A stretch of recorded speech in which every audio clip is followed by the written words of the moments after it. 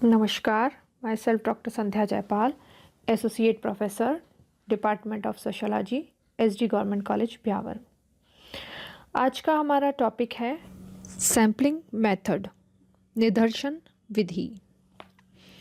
निदर्शन या सैंपल जो है वो सामाजिक अनुसंधान और सर्वेक्षण की आधारशिला है। किसी भी अनुसंधान या सर्वे का जो मुख्य आधार है वो हम निदर्शन को कह सकते हैं। किसी भी प्रकार के अध्ययन करने से पूर्व अनुसंधानकर्ता को ये तय करना होता है कि वो समूह के सभी सदस्यों से संपर्क बनाकर के तथ्यों का संकलन करेगा या उनमें से केवल कुछ सदस्यों को प्रतिनिधि के रूप में चुनेगा और उसका अध्ययन करेगा। इस प्रकार क्षेत्र में अनुसंधान संबंधी आंकड़े दो प्रकार से एकत्रित किए जा सकते हैं कि कोई भी अनुसंधान से संबंधित तथ्य जो है हम एकत्र कर रहे हैं तो इस आधार पर हम दो तरह से तथ्यों का एकत्रण किया जा सकता है। एक है संगणना विधि और दूसरा है निदर्शन विधि। संगणना विधि यानी सेंसस मेथड से है और निदर्शन विधि यानी सैम्पलिंग मेथड से है। अब संगणना विधि क्या होती है और सैंपल मेथड निदर्शन विधि क्या होती है।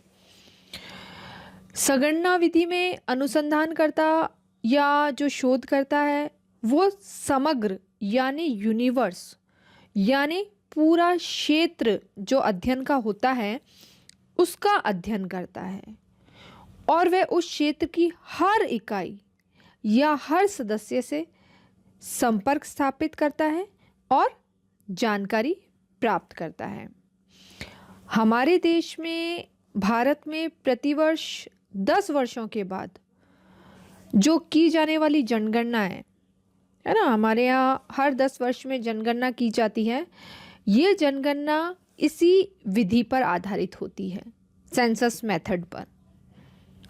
सामाजिक अनुसंधान में अध्ययन का दूसरा तरीका है, पहले तो हमने क्या देखा कि भाई आप संपूर्ण क्षेत्र का अध्ययन करो और उस क्षेत्र में हर इकाई से संपर्क स्थापित करो और उससे तथ्य या जानकारी प्राप्त करो।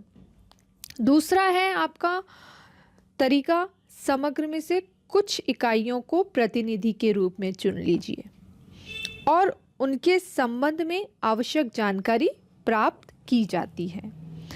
इसे निदर्शन विधि कहा जाता है।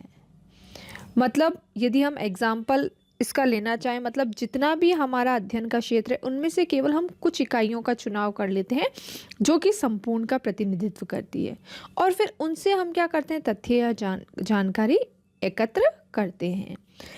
निदर्शन विधि या सैम्पलिंग मेथड जो है, जैसे के लिए आप उदाहरण लीजिए ब्यावर महाविद्यालय, इनके छात्रों से हम पंजाब की समस्या पर कोई विचार जानना चाहते हैं तो संगणना विधि में तो हम क्या करेंगे कि महाविद्यालय के जितने भी छात्र हैं सभी छात्रों से संपर्क स्थापित करेंगे और सबसे क्या करेंगे, सूचनाओं का संकलन करेंगे। लेकिन निदर्शन पद्धति जब हम अपनाएंगे तो उस पद्धति में क्या करेंगे, केवल कुछ छात्र है ना उनको प्रतिनिधि के रूप में चुन लेते हैं और सिर्फ उन्हीं का अध्ययन करते हैं, उन्हीं से जाकर संपर्क स्थापित करते हैं और उन्हीं से क्या करते हैं, तथ्य या जानकारी प्राप्त करते हैं। निदर्शन प्रवृत्ति का उल्लेख करने से पहले जो संगणना पद्धति है इसके बारे में जानना आवश्यक है, जो कि हम बहुत ही संक्षेप में देख भी चुके हैं। यदि हम संगणना पद्धति को जानेंगे तभी हम निदर्शन पद्धति इससे कैसे भिन्न है, अलग है या इसकी क्या विशेषता है वो जान पाएंगे। संगणना पद्धति सेंसस मेथड जो है वो हम कह सकते हैं अध्ययन की एक विधि होती है जिसमें समग्र और क्षेत्र की सभी इकाइयों का अध्ययन करके सूचनाएं संकलित की जाती है। अनुसंधानकर्ता एवं जो भी व्यक्ति है वो अनुसंधान और सर्वेक्षण के सबसे प्रारंभिक वर्षों में संगणना पद्धति द्वारा ही अध्ययन करता था। आज विषयों के बारे में पूर्ण शुद्धता की आवश्यकता होती है। ऐसे विषय हैं जहाँ पर शुद्धता बहुत आवश्यक है, वहाँ संगणना विधि का ही उपयोग करते हैं आज भी। जैसे जनगणना का हम इस पद्धति का जनगणना में यूज़ करते हैं। ठीक है, तो ये क्या है? ऐसी पद्धति जिसमें अध्ययन के क्षेत्र में जो प्रत्येक इकाई है उससे संपर्क स्थापित करके सूचनाएं एकत्र हम करते हैं। अब हम लेते हैं निदर्शन पद्धति, सैम्पलिंग पद्धति, जो कि हमारा टॉपिक है, विषय है।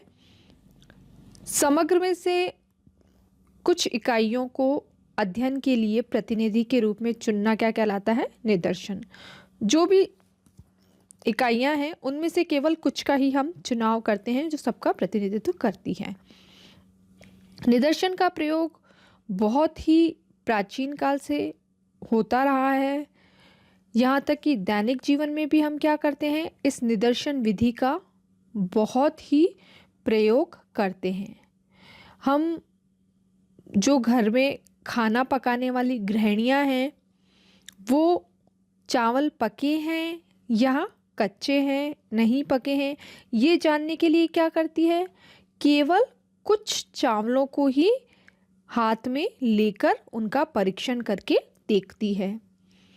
इसी तरह से बाजार से गेहूँ, चावल, दाल आदि जो भी हम खरीदते हैं, उस समय जो बोरियां होती हैं उनमें से मुट्ठी भर दाने लेकर ही हम क्या करते हैं? उसकी जांच कर लेते हैं।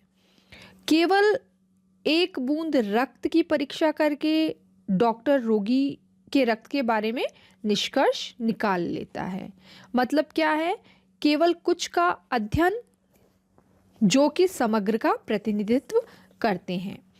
कोई भी व्यापारी है, वो गुड़, शक्कर, मिर्च, धनिया, रुई, कपड़ा, जो हज़ारों चीज़ें खरीदता है ना, वो इन हज़ारों चीज़ों की परख के लिए क्या करता है? ढेर में से केवल कुछ नमूना लेकर ही क्या करता है? निष्कर्ष निकाल लेता है कि वास्तव में ये चीज़ अच्छी है, खराब है ना। ये क्या करता है? निष्कर्ष निकाल लेता है। और ये निष्कर्ष क्या करता है? जो सारा ढेर होता है उस पर लागू कर देता है कि फलाना चीज़ अच्छी है या खराब है।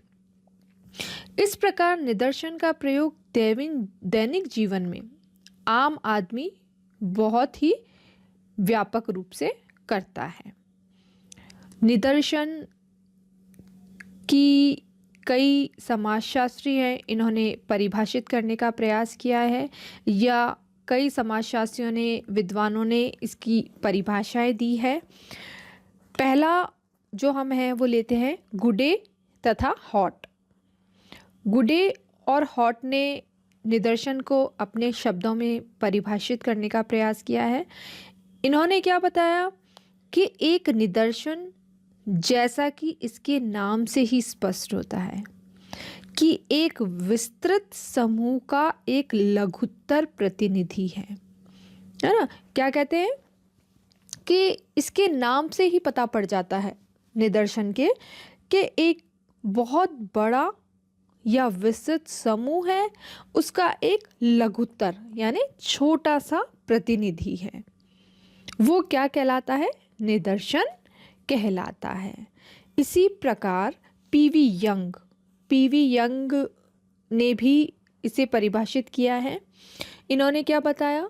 पीवी यंग कहते हैं एक सांख्यिकीय निदर्शन संपूर्ण समूह अथवा योग का एक लघुकृत आकार का चित्र है जिससे कि निदर्शन लिया गया है। क्या कहते हैं? एक सांख्यिकीय निदर्शन, है ना, निदर्शन की बात कर रहे हैं।